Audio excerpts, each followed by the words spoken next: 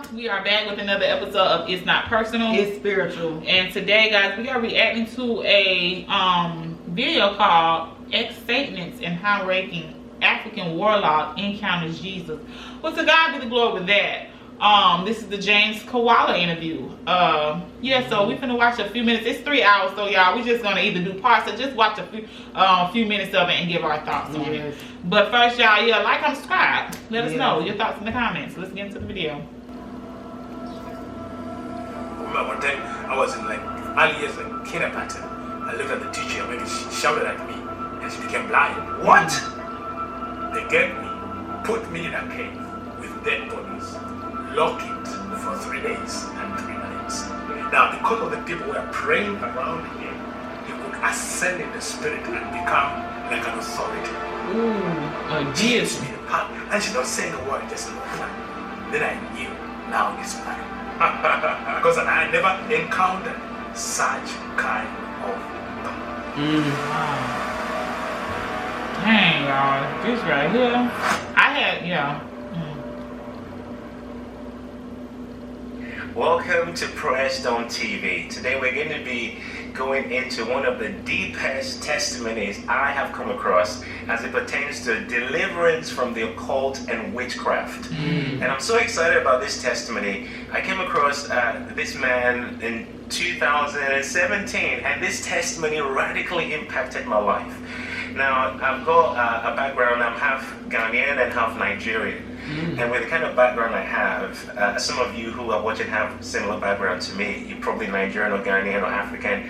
You would have heard testimonies of people that have been delivered from the occult, or had encounters with Jesus and shared of how Jesus delivered them. And I've heard many of these sort of testimonies. However, this one we're about to hear, in my opinion, is one of the most intense and deep I've come across.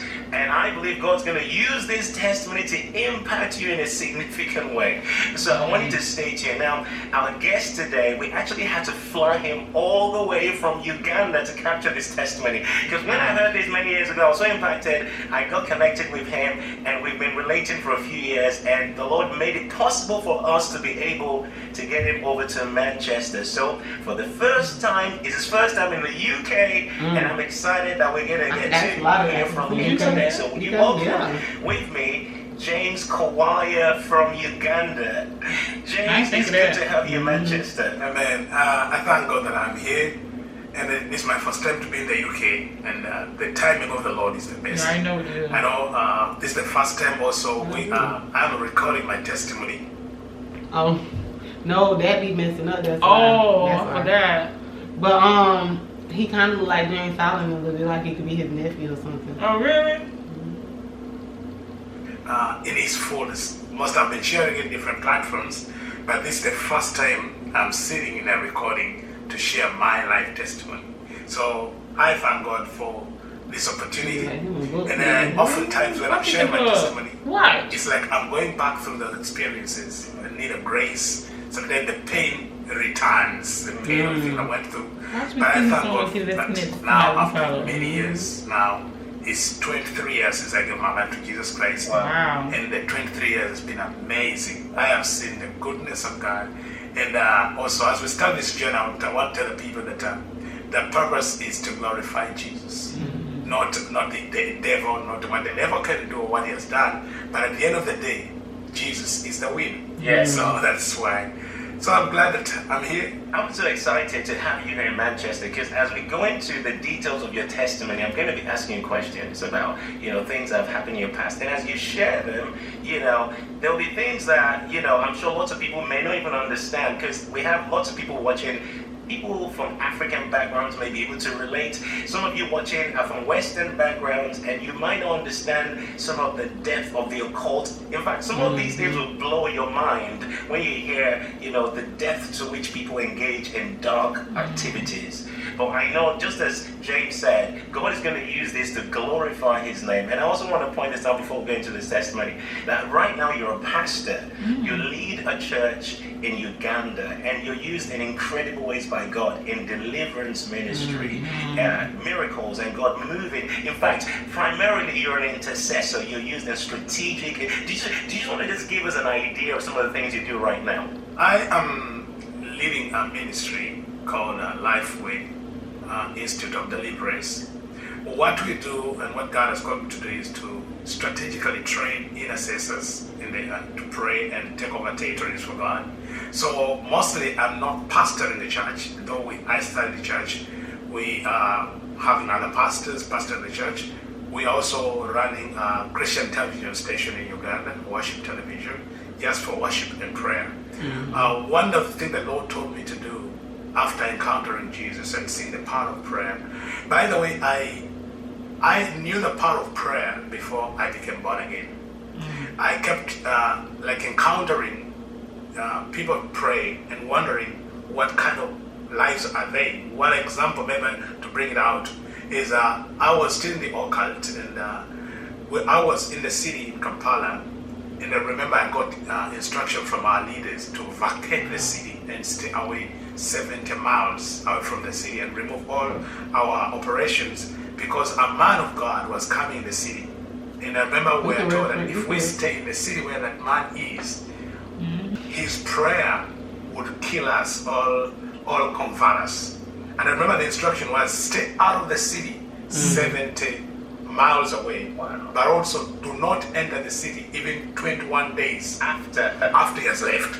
So I was still in the occult, and I was like, what kind of power is this? Because I knew the power, I knew Satan, I knew I had been all these kind of powers. But then we were being warned not to be around that man's, where is the city? That man was Maurice Cerullo. So he was coming in the city, and I remember we were told, stay out of the city 70 miles away and do not enter the city another 21 days. Because even after 21 days, his power, the effect of his power remains in the atmosphere after 21 days. We used to be in the city. So I knew the power of prayer. So when I came to Christ, the Lord was telling me, okay, you have seen the mistakes, the errors, because one of the work I was doing before I came to Christ was fighting churches and breaking churches. Fighting with churches. That is their main goal. To tear down God's God's people in the church. That is their goal. But when you think about it, that's Satan's goal, and they're working for Satan. That's crazy. It makes sense. Yeah. Wow. This is a powerful interview already. Mistakes and the weaknesses. So can you train an army of intercessors all over the world to bring out, to stand and take territory? Wow. So we are working with nations like Sri Lanka. We have work in Sri Lanka. I work in Singapore. I work in Botswana. I work in Gabon. And a few places where we've been doing. You've been in Europe to a few places as well. We're having work in Munich. We're doing a great work in Munich to raise intercessors and train young people to intercede, and then they take over. You need to send this. One of my calling on my channel. People call me apostle as a pastor, but my call is an intercessor. That's right. So I don't know if you can call me intercessor James. Funny. I like that. Well, so now let's take the video back to the beginning. What are the earliest memories you have? My memory, when I was around 3 years, I realized in my home I was living with my mom and my uncle, the brother to my mom, and no one else. And it was strange because I was wondering why other people don't come to our home.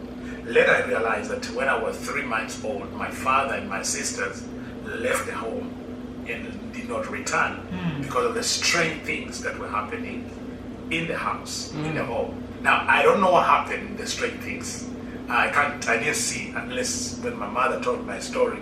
But when I was 3 years, the event that I can remember is the death of my uncle. When I began my initiation into witchcraft. Okay, 3 years. I want us to come back to the death of your uncle. Before we come back to that, can you tell us what happened before you were born? Because this is a really critical part of understanding your journey. Give us an idea of what was going on with your mom and a marriage and her desperation to have a son I'm pretty sure she that got laid the sent there. foundation for you to come into this world. I came to hear this story when I was around 12 years, to hear the story of my birth and why I was strange. Now, by the age of 12, I was already deep in the occult. I had been made a trainer of witches when I was the age of 9. At the age of 7, I was a territorial witch in charge of a territory. I had strange powers. People older than my mother could come and bow to me. Politicians, businessmen for powers. So I kept wondering, where did I get all these powers? Where am I strange? But my mother kept taking me to different witch doctors for help, to be delivered from those powers. But several times we could go to these places to the witch doctors, and the witch doctors could chase my mother away, claiming that when she takes me to them, I steal their powers. Dang. So that even the witches, the sorcerers, the designers, even they hated me because they were, this baby has strange powers. So my mother decided to take me to a man in Pemba. Pemba is in Tanzania, in the Indian Ocean, who was called a Sultan. So in this journey, she said, I'm going to take you to this man, and this man is going to help you. So that's when I asked. I remember we were in Dar es Salaam, we were on the port trying to get a ferry to go to Pemba. And I asked her, like, Mom, tell me something. Why am I strange? And I could see when I remember I looked at my mother, and like this time she was desperate to tell me and said, please, can you not interfere with where we're going? Can we please don't interfere? So like to convince me not to interfere, my powers, the power I had up as a boy, of where we're going. So she had to tell me the story of my life. How she ended up in this. So this is what she tells me. She says, when she got married the reason she married my father, because her father had died, and her father was a rich chief. And she was the only daughter, and she had a brother, my uncle then. And when her father died, she says she knew the family in Africa, most times the family would take over every property. So she needed protection. So by the grace of God, she says, at the time when her father died, and she's desperate, she's just a young lady, then my father started dating her. My father coming from a prominent family, a very known family and very strong, she thought this man, if he marries her, she'll get protection. So she gets into the family. Now my father also was marrying her because he had been told he would find a young girl, marry early, and get as many children as possible. Because my father, being a son of a chief, son of like a prime minister, he was the only son. The brother had died. He had 7 sisters, the only son. So they were like, now you need to get a woman, get children, and raise a heir for the throne, like the chiefdom. So he marries for the purpose of getting a son. So when she married, my father and my mother married, she gave birth. The first child was a girl. The second child, also a girl. The third child, also a girl. Now, by the 4th child, the entire family, the chiefs, the tribe, they're all like, this woman is a West. Because in my tribe, if you have only girls, they say you don't have children. Wow. So they wanted a heir. So in desperation, she tried to, she went different witch doctors, different parts of the nation. And so she went, they told her, we're going to help you conceive. Then she conceived the 5th child, who was now also a girl. Wow. I think that's funny. I think that's funny. So basically his mom went to several witch doctors to be able to receive whatever she needed to conceive a boy. And the 5th child was still a girl. See that? You can't... See, all things work out for the good, because obviously God is getting the glory at the end of the day for him being the son. But at that time, like, you can't be God. Like, he was born for when the time was right and stuff like that. Different altars, different plan. And also she conceived again, the 6th child. also a gun. Is this what James Carroll talk about? She tells me that she was so desperate because she knew if she can't get a son, she will lose the marriage, and now her life will be wasted. Though at that time, she told me that someone told her that there's someone who can help her conceive a son. She had gone to all kinds of altars in Uganda and outside Uganda. She had traveled different parts and gave different sacrifices. She had the money. She would sell her properties to travel different places to help her conceive. Wow. So on this particular journey where she went, she was told to go to a forest in Tanzania. There's a place in Tanzania, northern Tanzania. There was a place, so she went there, and she realized that when she arrived at the place, they told her she had to undress and live in the forest for 7 days, going through cleansing. Wow. Before she appears before the person to help her. Now, before there's something I want us to note here, that was the king of darkness, but they understand the principle of consecration and cleansing. Now I understand that. So they tell her you have to. I understood that. Now I get it when people say they go to the ocean, they go to the water to cleanse stuff. It's those a red flag to me. And no, but I get. I thought what he was saying right before he said it. I thought the same thing as far as it's the kingdom of darkness, but the principle behind it, we understand that the consecration that we supposed to do for God, like you know what I'm saying, like.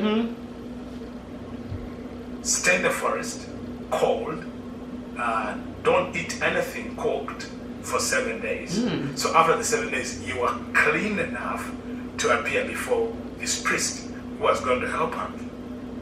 So she says when she appeared after 7 days, that this priest was a woman who always lived in the days in that forest, and she was like the chief witch of the entire continent, because all the witch doctors, I mean the entire country of Africa. Wait, she was the chief witch of the entire continent of Africa. Africa. Wow. All the witches or the wizards or the sorcerers or the politicians, the leaders could go to her for powers. So she lived in the forest, that woman, that priest, and she had only one breast, like one breast in the middle of the chest. So all the people that went to see her often went through similar rituals. You have to stay in the forest for 7 days, eating leaves and fruits for 7 days. Wow. And then after 7 days, you appear before her. That was the ritual. And it was like everyone had to go through that. So there were many people there. So she said when she appeared, when she came to her, she looked at that witch, that priest looked at my mother and said, "Go away, I will not help you." Ooh. So she has been in the forest for 7 days. Now she's walking away. She says this, now this is what she told me. She said, as she was going away, she looked in the sky and saw a sign, something that told her that she has a son. She doesn't know what told her. So she walks back to the place where they register, and she tells them, "Please, I want to go and try again." Then they tell her, "But also, if you have tried, then you have to go again through another 7 days." Now, the 7 days she went through, and then she went another 7 days, 14 days. Later, I'll be sharing with you, when I was sick, my deliverance, I had to go through the same cycle of being delivered. The 7 days and another 7 days, but now in the church setting. Because I want to tell people that salvation is free, but deliverance is a price. Be a problem to our powers. The only thing I can do, if you can offer sacrifices, but also if you can accept the condition we shall give you. So my mother asked, what sacrifice? They told I have to give 7 cows for 9 months. That is 63 cows as a sacrifice. Then say, okay, I'll do that. Because she was desperate, she had the means. Then they tell her, okay, 7 cows every month for 9 months. For 9 months. That is 63. So then the condition was, okay, if you conceive and give birth, and this is a boy, you promise you will offer him to that woman, the princess, as a husband. She didn't know what it means. She didn't know what it means. Oh. So basically, if y'all didn't understand him, he's basically saying that the witch lady said, if you have this son, you have to offer him to marry me. Yeah, the spirit, basically spiritual spouse. Spiritual spouse. Spiritual husband. Because she knew what power he was going to possess. Yes, and you know, spiritual husbands and spiritual wives are way more powerful in the spiritual realm. Like they be that link be like intertwined, and she knew if he's on my side, I ain't got nothing to worry about. And not only that, it just makes me think about the evil side of it, and then the spiritual, the God spiritual implication, like the in the Bible where I think it was Samson. When his mom offered him up and was like, Lord, if you let me conceive, this child will be given to you, and his hair won't be cut. So the enemy does the same thing. Yep. Like, oh my gosh, that's crazy. We're gonna continue, y'all. Meant first, she didn't know that it was that time, and then they told her that, okay, when you give birth, you must bring that child to the forest before the end of the first day. In other words, before the sun goes over him. She tells me she didn't know what was involved in. So she left, offered the sacrifice, returned home, she conceived. To her surprise, she gave birth to a boy. Now, the vow was to carry that boy from the city where she gave birth to the forest around. She probably gave birth in the forest. Maybe 400 kilometers away from the city. And that is 1975. The transport means was not that good. I don't know how she traveled. So she travels from the city in Kampala to go to fulfill the vow. What shocked her, she tells me, when she arrived at the forest this time, it was not. She didn't go through the ritual, but there was like a wedding. Hundreds of people were gathered. They knew she was coming. Gathered before what? And she realized it was now going to be the wedding of her one-day-old son and the 60-year-old woman. So, for those of you watching, I don't know if you understand what he's just said. On the day he was born, on the day you were born, you were married to a 60-year-old witch. A 60-year-old witch that was the Grand Master Witch for the continent of Africa. Man, he done seen a lot, boy. And you know, what she told me, the wedding was conducted by the chief, the witches of the continent first, and then the bishop of the diocese also came and conducted the wedding between the what? So basically he didn't actually marry the witch of the continent. She conducted the wedding for him to marry the 60-year-old woman. Huh? Rewind. Right here.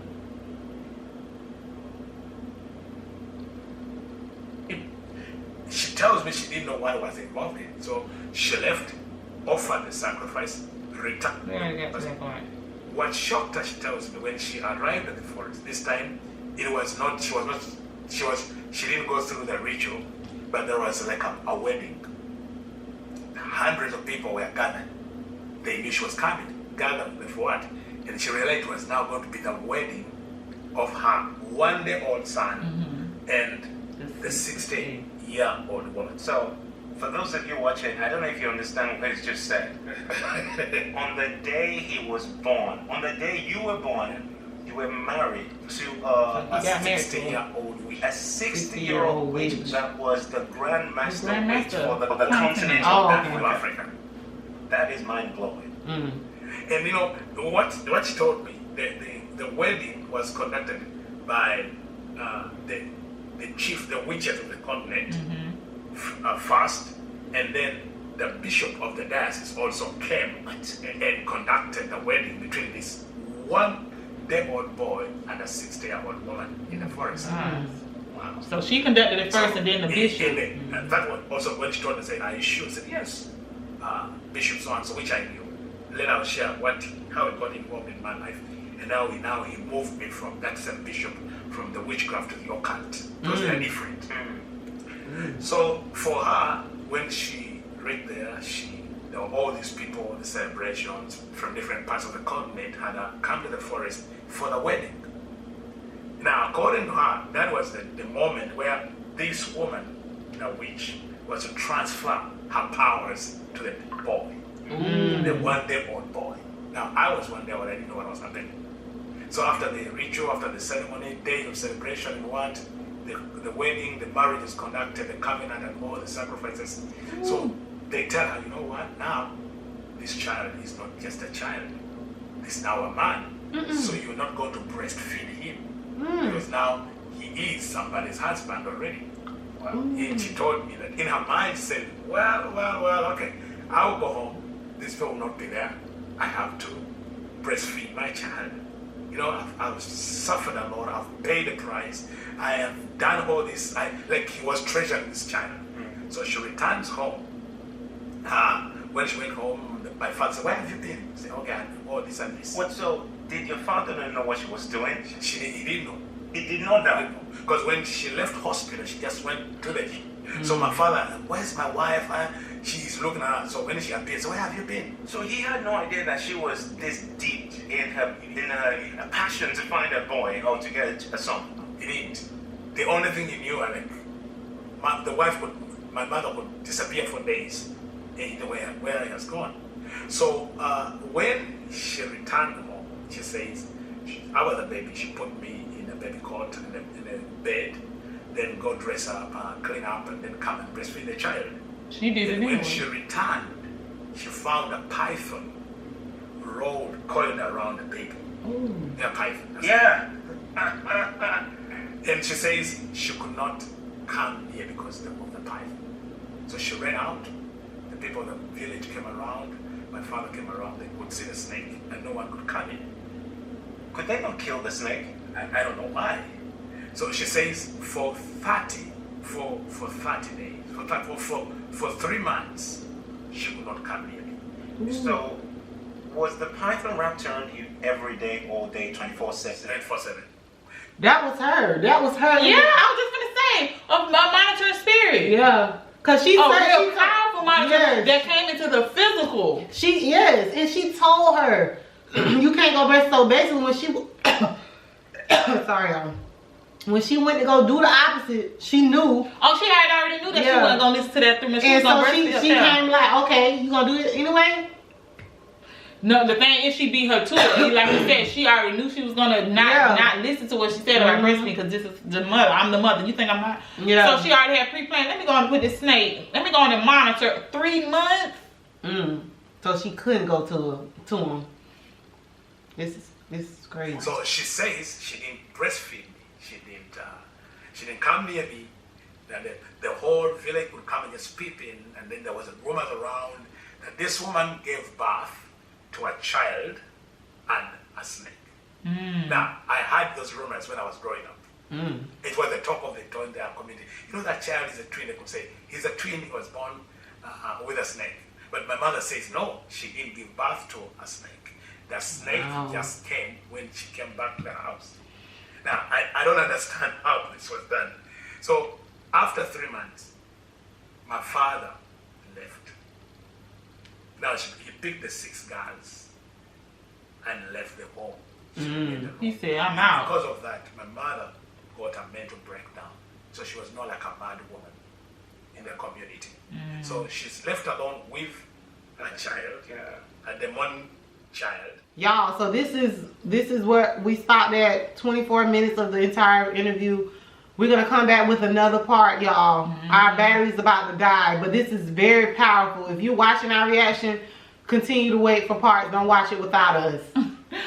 Right. And we'll see y'all next. And at the end of the day, it's not personal. It's spiritual. Peace.